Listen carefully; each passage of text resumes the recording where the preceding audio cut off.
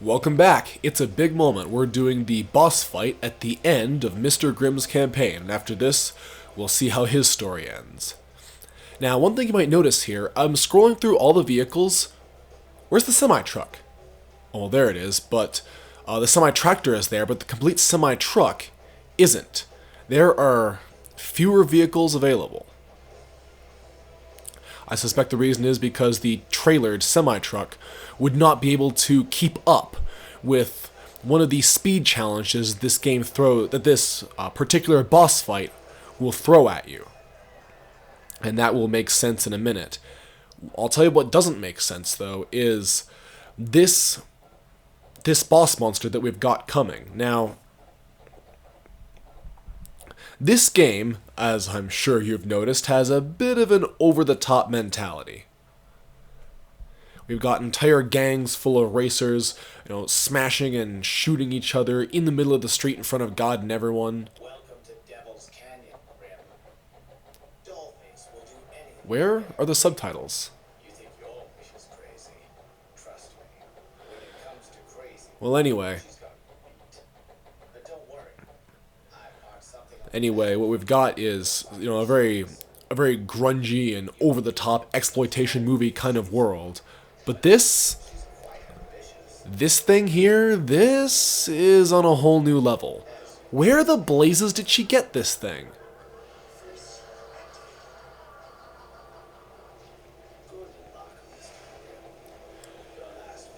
I feel like if you already have a giant flying robot, you have more than being a supermodel. You're already a little higher in the world, if you know what I mean! That didn't go very well. Have a shotgun.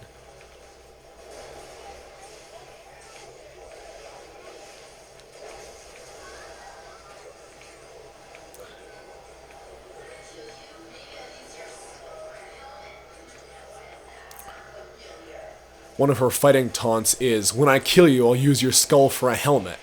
And she adds, now why does that sound familiar? Which is an odd thing for her to say, because that is a reference to Twisted Metal Black, where Mr. Grimm indeed wore the skull of his cannibalized buddy as a helmet. And in a very, very Sweet Tooth-like way, he insisted on wearing that helmet. He couldn't go without it. So, does Dollface know about how Mr. Grimm did that in an alternate reality, and is she taunting him about it? Why does that sound familiar? She says that, her uncertainty was sarcastic, so it's clear that she knows exactly why that sounds familiar.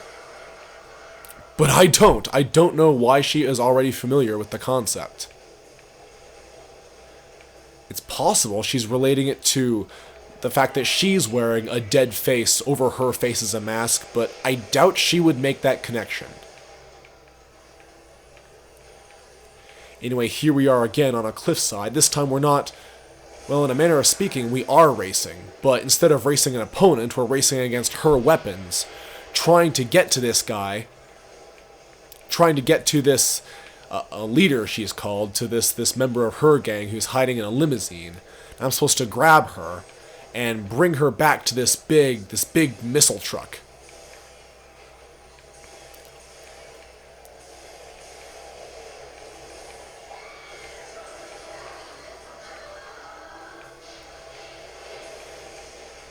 It's a very good use of the level geometry the basic geometry they've already come up with for races and repurposed to something separate, something a little more creative. Speaking of which, her. Instead of running her over, now I'm dragging her. Ain't that lovely? But the worst is still to come because, whoa!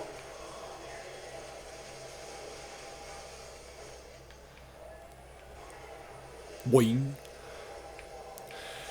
The idea is you're supposed to sacrifice this person. The missile launcher over there has a mouth, and it will literally devour her in order to launch the missile.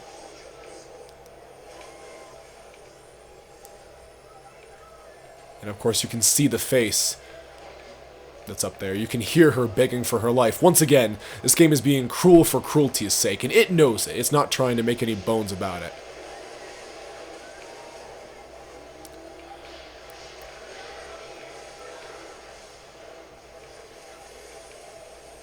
Oh, this is bad.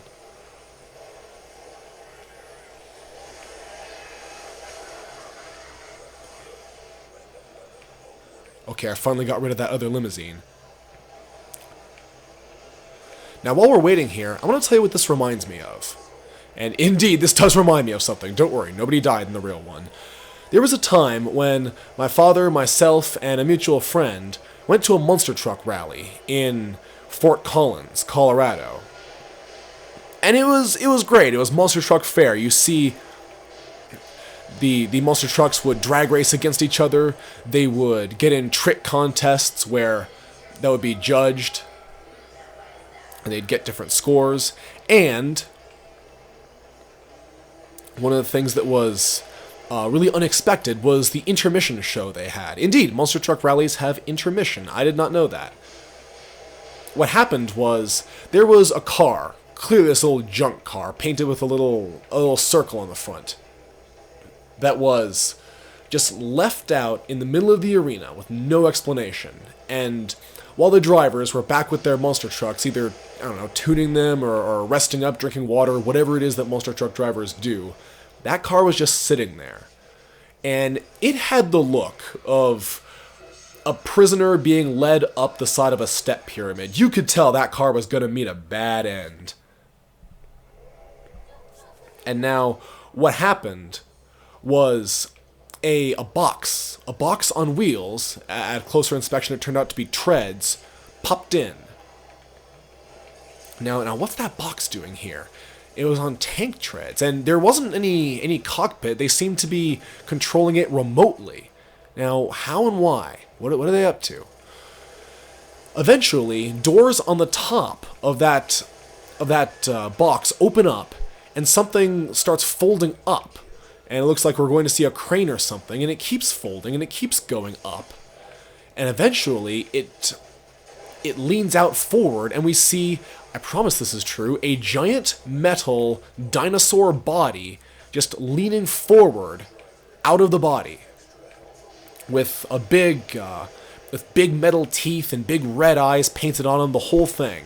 And underneath it, slung under that body, are two pincher arms, two claws.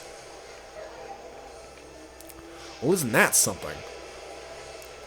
And those two arms actually reach down, and with hydraulic joints, they pick up that junk car, that thing that we knew was going to get mauled somehow.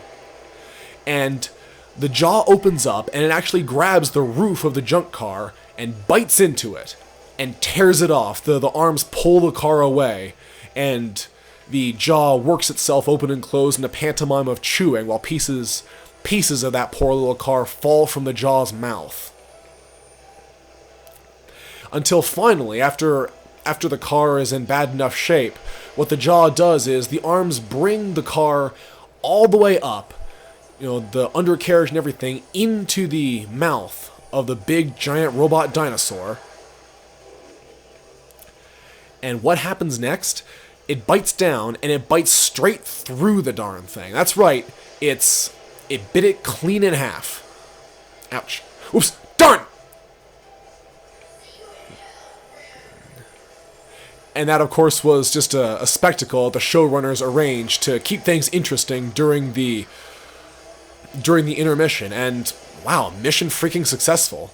And the reason I bring that up is because the machine that we fed that poor woman to was clearly a messed up, twisted metal-ified version of that sort of spectacle that apparently is typical of monster truck shows. And it's funny, making clowns evil, that's scary because clowns are not supposed to be evil killers. Making dolls evil killers, that's scary because dolls are not supposed to be violent. But the thing is, this human-sacrificing missile launcher truck is a parody, a very violent and twisted parody of things like that dinosaur truck that we saw earlier. But the thing is, the dinosaur truck was violent. It was tearing up a car. That's what it was for. There was no blood. No one was getting hurt, but it was still, destruction for the visceral thrill of others. So I feel like some of the twistedness is lost because even though it's a lot more evil, the purpose of this human sacrifice truck is only a little more violent, only involves a little more sheer destructive force than what we saw at the real-life Monster Truck Rally. So what would I have put there? I'm not sure. If I'm a game designer and I'm trying to make something twisted and freaky and quintessentially automotive, that is a very interesting challenge that I don't know how I would meet. So I'm not complaining because I don't know what twisted thing belongs here instead of a human sacrifice missile launcher. It's just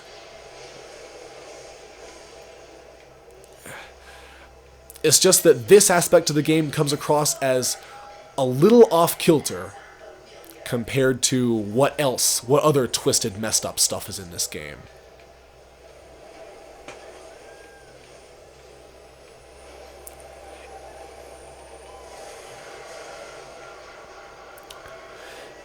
Give Mr. Grimm credit, not a lot of people have the foresight to build robotic arms into the roofs of their cars, capable of carrying people. That's very thoughtful of him.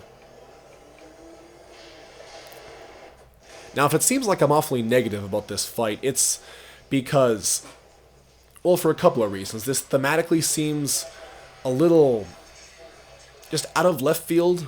The robot doesn't match with what we see in the cutscenes, and even with the "this is all not real" conceit, it still feels like it doesn't belong somehow. Sweet Tooth walking into the hospital. Ouch, I thought that would work better. Walking into the hospital and being ignored, that's the sort of thing you would find in a dream, but this big robot? I don't buy it. And the main reason why I'm a little down on this fight is because it's a difficulty spike.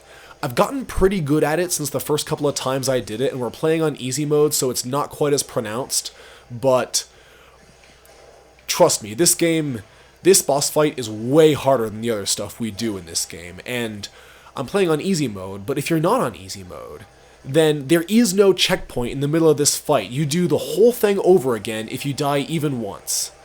This is a long mission. That is just barbaric. Ouch.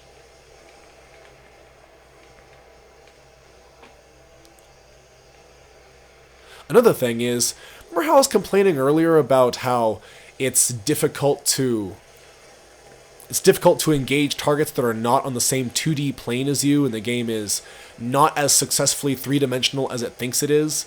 Well, a lot of times she will be directly above you, and it feels like you can't hit her just because you're not able to look up the way you wish you were. It feels like the controls and the perspective, which is normally your friend, are both fighting you. And that, of course, that feels awful.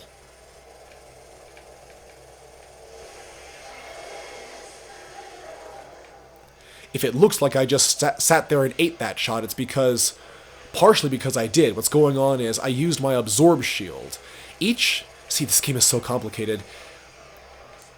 Each kind of special function you can do with the energy in your energy bar, you can do an alternate version of. For example, the freeze missile, you can fire it forwards, or alternately, you can fire it backwards.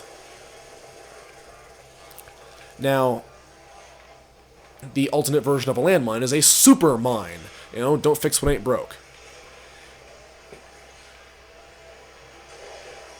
And the alternate version of the shield is the absorb shield, where instead of, not only does it block the damage of whatever it hits, but of whatever hits it, it also swallows that weapon. It gives you more ammunition. So if you get hit by a shotgun blast while you're using the absorb shield, congratulations, you have a shotgun available to you.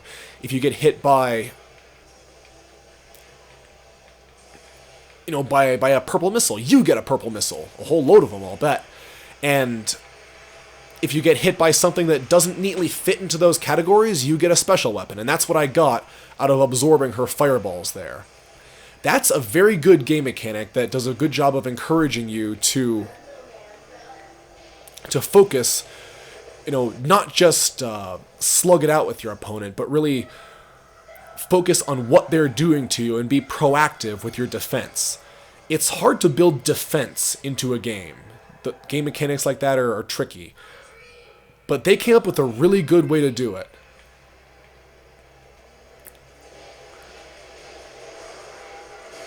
Oops. Yeah.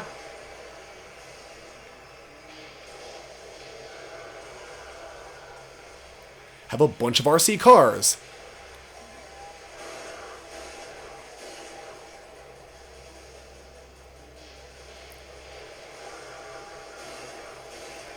Boing, boing, boing. You're supposed to jump over those shockwaves to avoid them, so I'm not bouncing just out of sheer childish whimsy.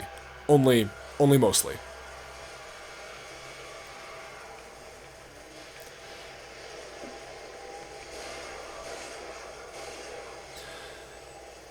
One other thing I don't much like about this boss fight, and I don't know if I'm alone in this or not, is I don't like boss fights with a ton of phases. I'm about to die. Oh man.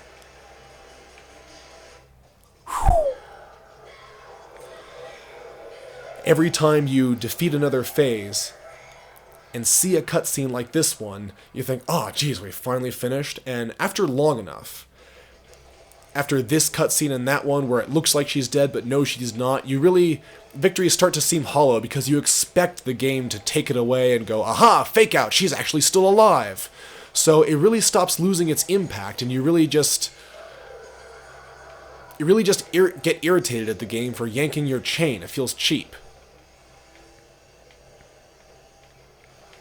Speaking of which, why is this game not finished yet? Because her head has the head of the robot has detached from the rest of the robot and is currently chasing me while I go shopping for missiles. And health, mostly health.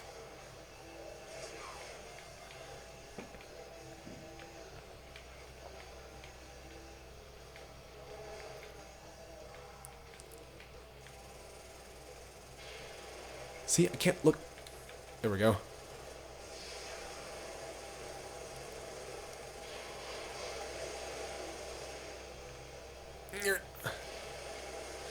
Now here, I'm uncharacteristically lucky because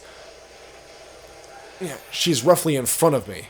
So that actually went pretty well, because I was able to employ my chain gun and the super bullets on my ordinary gun, which is a very good combination for this car, and do damage real quickly.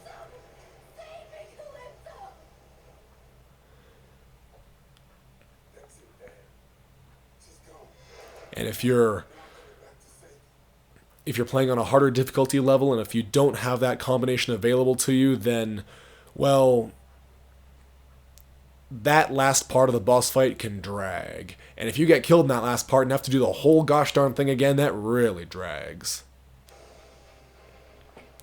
So the idea of that fight is not that bad, but aspects of it really, the way it was executed brought it down a little bit. Anyway.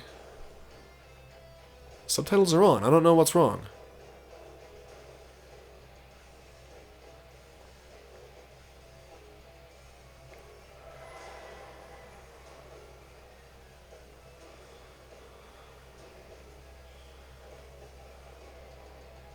Okay, here it is. The end to Mr. Grimm's story.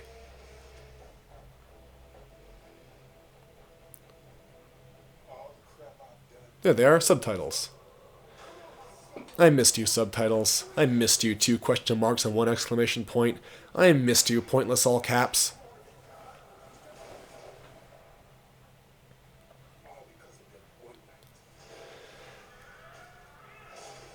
You see, it seems like it was all because of his reaction to that one night.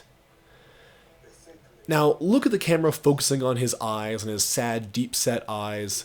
And like I pointed out, we see him as a kid, we see his whole face because his character design emphasizes his humanity. It really feels like the writer is sympathetic to this guy, which doesn't make a lot of sense because this is Twisted Metal. All the contestants are almost entirely evil. That's established. It's a very It's a very appropriate choice of words for Calypso, him being apparently Satan. Calypso looks a lot like a friend of mine. A friend who is a woman, but otherwise looks a lot similar. When she has an evil smile, it's a very similar looking evil smile. Similar hair, stands up straight just like he does.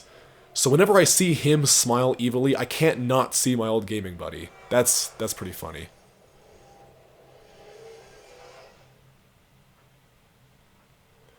So Mr. Grimm Sr. turns around.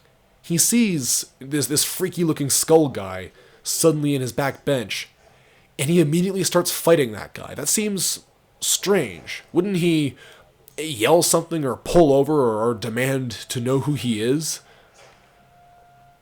Clearly, Mr. Grimm didn't initiate that fight. The father did. That's odd. And here we see Mr. Grimm's dream go horribly wrong. He dies to himself.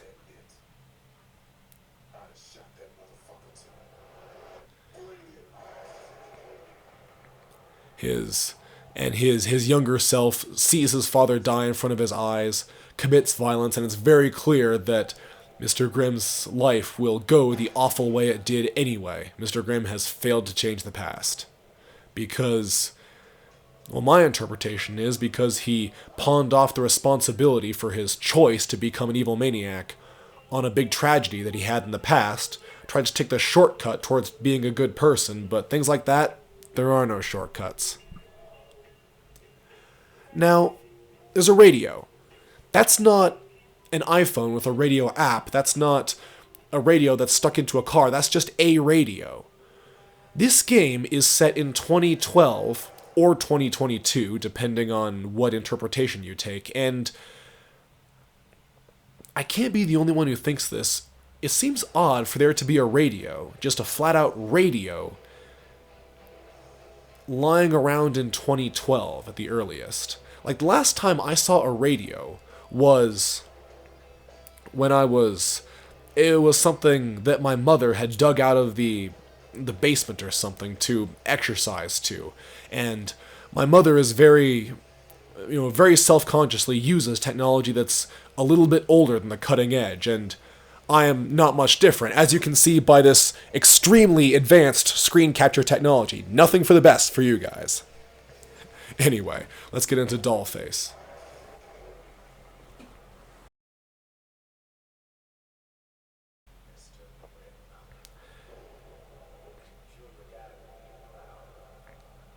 Now remember what I said about, Sweet Tooth being a killer version of a children's clown, and Dollface being a killer version of a children's doll. I actually looked it up, and there is a Smithsonian Magazine article entitled "The History of the Creepiness of Dolls." Now, I would say this is evidence that Smithsonian Magazine has too much time on its hands, but here we are talking about it, so props to them for predicting what we want. At least, what I want. Are you still listening? Yes? No? Anyway, after these subtitles, which help you know what you're reading in case you can't read, we see, immediately, visually, Dollface is messed up. She's got a spiked shoulder pad and tight, I think that's latex, all over her body, which looks unwholesome, to put it mildly. And then this very Victorian, I guess? This very Victorian-looking mask with... And I say Victorian because it doesn't look the same... doesn't look like contemporary, mainstream standards of beauty look. I mean, Krista Sparks here looks like that, and this lady looks like that.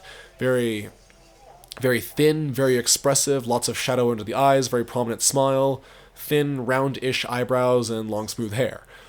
But the mask that we saw Dollface wearing back there had plump cheeks and a pout, not a smile, and big, wide, childish eyes instead of more cat-like and focused eyes. So it reflects it reflects what dolls looked like back when dolls first started to look creepy. Now, it's always possible for dolls to look creepy, but it feels like it seems like when people imagine creepy dolls, they imagine the sorts of porcelain things with recognizable faces that they started to make in the 1800s in England. That was when they became lifelike enough to hit the uncanny valley, and they hit it pretty hard. According to the Smithsonian article, then there is a museum in the UK called Pollock's Toy Museum or something like that. And at the end of that toy museum is the doll room. And the proprietor very laughingly says that a lot of people don't go through that room. They'll get to the end of the museum and there will be the doll room and then the exit on the other side. And they'll go back and go out through the entrance because the doll room, which the article described as like a miniature overcrowded Dickensian orphanage, was as creepy as all get out. And if the article is to be believed, people would turn back and refuse to go through the doll room more frequently when the sun was low and it was late in the day. Ain't that great? That's just funny. And Dollface resembles that. She doesn't resemble a modern Barbie doll or something like that. Now I want to point out, the woman in that billboard is dressed the way Dollface is dressed. And if you notice, it looked like there was an attack helicopter sighting her, and behind her on the billboard, we didn't quite see it in the second shot, but we saw it in the first, there were missiles chasing her. So that looked like a shot from an action film. Which, okay, that makes sense. That's something a model would do, but, obviously Dollface herself, Krista Sparks herself, didn't come up with the outfit that she wore when modeling for that poster. But now she's wearing that outfit. So, does that mean that Dollface, the evil murdering car driver, got the idea for her current outfit from this action heroine who's on the billboard? I don't know about you, but that just makes me insanely curious as to what movie she's from and what kind of heroine that is in the world of Twisted Metal. I know I'm not supposed to wonder about that, but by golly, I do.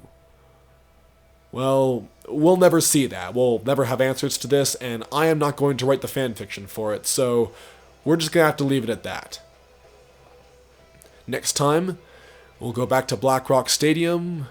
We'll do some more Juggernauts. We'll see a new map, new cutscenes, new everything. I'll see you then.